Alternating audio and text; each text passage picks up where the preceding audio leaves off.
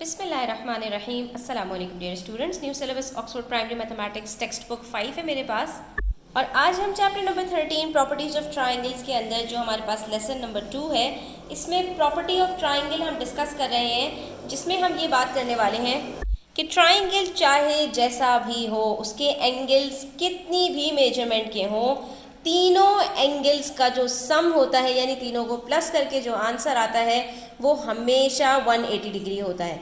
इसलिए अगर कोई से भी दो एंगल्स गिवन होंगे और तीसरा एंगल हमें कैलकुलेट करना होगा, तो इसके लिए हमें सिंपल ये करना पड़ेगा स्टूडेंट्स कि हम इन दोनों को ऐड करेंगे और 180 डिग्री में से इसको माइनस कर देंगे, तो हमें तीसरा वाला एंगल खुद ब खुद पता चल जाएगा। ठीक है, तो अब यहाँ पर आप ये देखिए 138 और 32 को जब हम ऐड करते हैं तो ये हमारे पास बनता है 170 डिग्रीज। और 170 में से जब आप 180 डिग्रीज को माइनस करेंगे तो आपके पास सिर्फ क्या बचेगा, आपके पास सिर्फ 10 डिग्रीज बचेगा। इसका मतलब है जो एंगल ए हमारे पास अननोन एंगल है ये 10 डिग्रीज है। अब तीनों को प्लस करके देख लीजिए, 138 plus 32 gives us 170 plus 10 gives us 180। इस तरह तीनों एंगल्स मिलकर 180 डिग्री हो गए। इसी तरह से यहाँ पर हमारे पास है 97 डिग्रीज और 39 डिग्रीज। इन दोनों को हम ऐड करेंगे, 180 डिग्री में से सब्ट्रैक्ट करेंगे और हमारे पास आंसर आ जाएगा।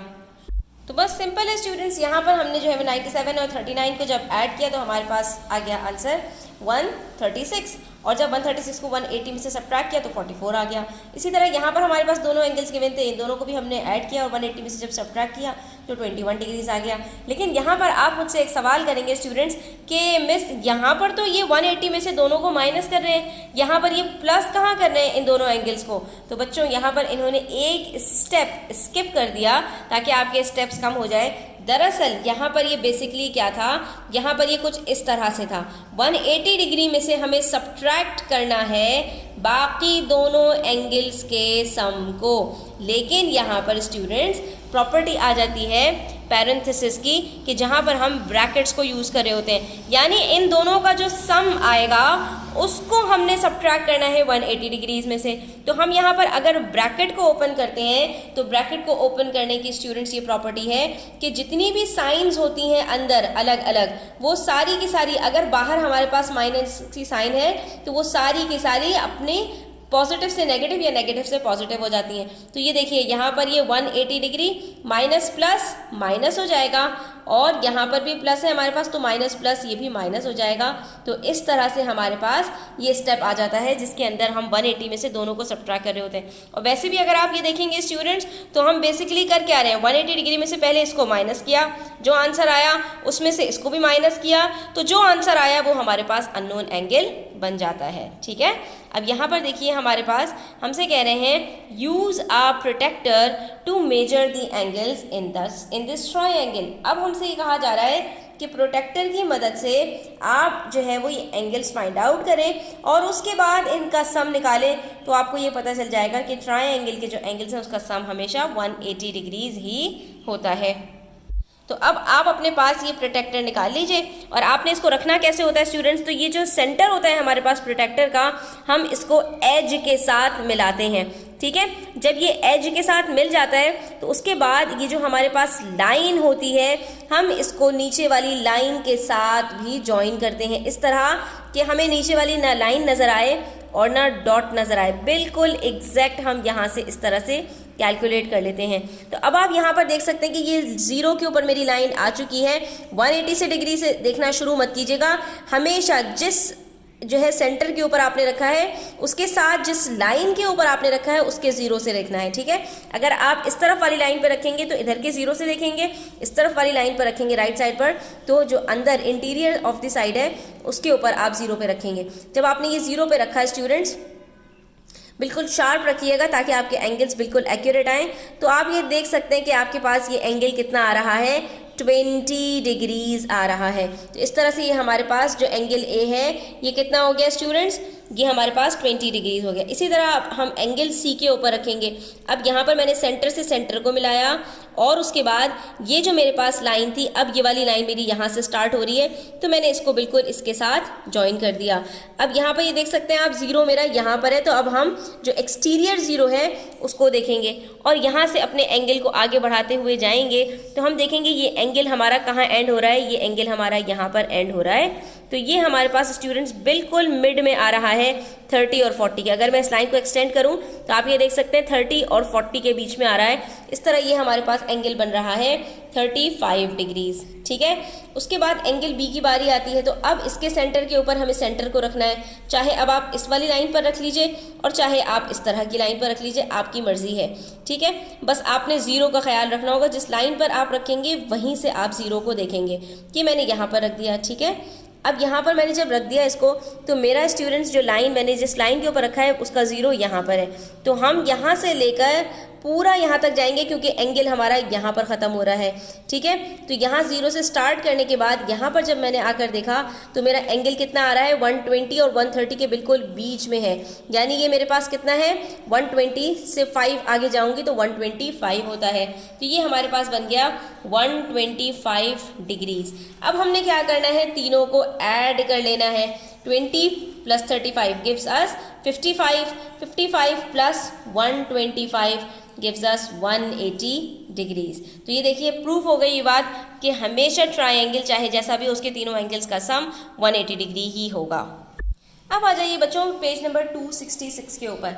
तो बच्चों मैं यहाँ पर आपको एक नई चीज़ बता रही हूँ कि जब भी आपके पास कोई दो स्ट्रेट लाइंस, बिल्कुल दो स्ट्रेट लाइंस, एक लाइन जिसके अंदर से आपके पास वर्टिकल हो और दूसरी लाइन बिल्कुल हॉरिजॉन्टल हो, इसके अंदर डायगोनल बिल्कुल भी ना हो, यानी कि लाइन इस तरह इस तरह इस तरह इस तरह नहीं हो बल्कि स्ट्रेट लाइंस हो। अगर इस तरह भी हो तो दोनों लाइंस बिल्कुल बराबरी के साथ आकर एक दूसरे से इस तरह से मिल जाएं कि आपके पास एक एल बन जाए, ठीक है। तो एल आपके पास ना इस तरह होता है, ना इस तरह होता है, ना इस तरह होता है, बल्कि आपके पास एल के अंदर जो दोनों लाइंस होती हैं वो एक दूसरे के परपेंडिकुलर होती हैं, ठीक है। यानी इस तरह से गिरती हैं कि वो बिल्कुल सीधी होती हैं। तो दोनों लाइंस एक दूसरे के परपेंडिकुलर हों तो ऐसे में स्टूडेंट्स आपके पास जो एंगल बनता है वो 90 डिग्रीज का बनता है और इसको हम कहते हैं राइट एंगल। अब आप यहाँ पर देख सकते हैं स्टूडेंट्स, ये देखिए यहाँ पर ये जो हमारे पास एल बन रहा है ये बिल्कुल स्ट्रेट, ज़ीरो से स्टार्ट करें चाहे यहाँ से तब भी ये 90 डिग्रीज आएगा, चाहे यहाँ से स्टार्ट करें तब भी ये 90 डिग्रीज आएगा। इसलिए ऐसा ट्रायंगल जिसके अंदर एक एंगल हमारे पास 90 डिग्रीज का हो उसको हम कहते हैं राइट एंगल्ड ट्रायंगल। उसका मतलब क्या होता है कि इस ट्रायंगल के अंदर हमारे पास एक राइट एंगल मौजूद है। तो इसकी निशानी क्या है मैंने आपको बता दी। इसकी निशानी ये है कि इसमें एक एल बनता है, इसमें एक एल बनता है और इसको जो डिनोट किया जाता है स्टूडेंट्स, इस एंगल को वो एक डब्बे से डिनोट किया जाता है, यानी वहाँ पर एक स्क्वायर बना दिया जाता है। बाकी जितने भी एंगल्स होते हैं उसके अंदर एक आर्च बनाई जाती है, ठीक है, यानी वो सर्कुलर होते हैं। वो एंगल्स जब भी मार्क किए जाते हैं तो वो इस तरह से मार्क किए जाते हैं सर्कुलर पोजीशन के अंदर। लेकिन राइट एंगल को कभी भी आप ये नहीं देखेंगे कि इसको इस तरह से मार्क किया जाए, बल्कि इसके अंदर हमेशा डब्बा बनाया जाता है इस बात की निशानी को प्रूफ करने के लिए कि ये 90 डिग्रीज का है। तो जब भी हमारे पास एक एंगल 90 डिग्रीज का हो और वहां पर लिखा हुआ ना हो तो आपने समझ जाना है कि ये एंगल कितना है, 90 डिग्रीज का है। तो इतनी बात तो हमें भी पता है स्टूडेंट्स कि 180 डिग्री में से अगर 90 डिग्रीज माइनस कर दूं तो बचता है 90 डिग्रीज। तो ऐसे ट्रायंगल को जिसके अंदर राइट एंगल हो एक और बाकी दो एंगल्स में से एक एंगल गिवन हो तो दूसरा एंगल निकालने के लिए आपको इन दोनों को ऐड करके 180 डिग्री में से सब्ट्रैक्ट करने की ज़रूरत नहीं है, बल्कि इसके अंदर एक स्टेप और कम हो जाता है। आप सिंपली क्या करते हैं, इसके अंदर 90 डिग्रीज में से जो 90 डिग्री के अलावा वाला एंगल होता है उसको सब्ट्रैक्ट कर देते हैं। जैसे यहाँ पर हम क्या करेंगे, 90 में से 54 को सब्ट्रैक्ट कर देंगे तो हमें ये एंगल पता चल जाएगा। तो 50 और 40 मिलकर हमारे पास 90 डिग्री बनते हैं, तो ये हमारे पास कितना हो जाएगा, 36 डिग्रीज। तो अब आप ये देख लीजिए तीनों एंगल्स मिलकर 180 डिग्री बन जाएंगे।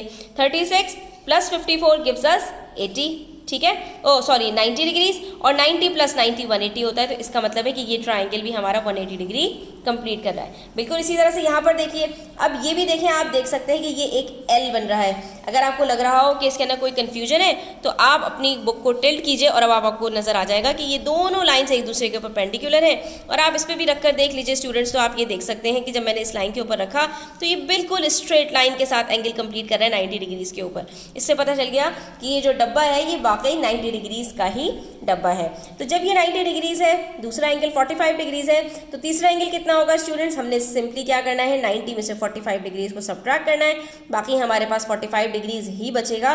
तो ये हमारे पास एंगल सी 45 डिग्रीज़ का हो जाएगा। तो अब यहाँ पर स्टूडेंट्स 267 के ऊपर आप क्वेश्चन नंबर 7 के अंदर आपसे जो पूछ रहे हैं कि इस ट्राइंगल XYZ, जो एक XYZ ट्राइंगल है, क्या ये राइट एंगल ट्राइंगल है? तो इसको पता लगाने के लिए मैं आपको बता देती हूँ कि आपने सिंपली क्या करना होगा, इन दोनों एंगल्स को आप ऐड करेंगे और 180 डिग्री में से सबट्रैक्ट कर देंगे।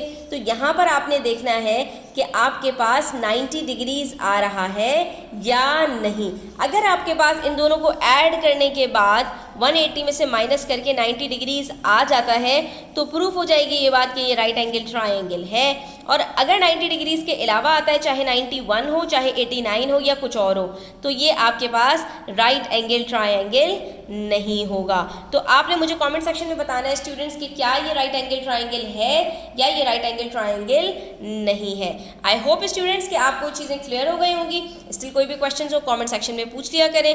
अपना बहुत ख्याल रखिएगा, चैनल को सब्सक्राइब कीजिएगा और वीडियो अच्छी लगी हो तो लाइक कीजिएगा। अल्लाह हाफिज़।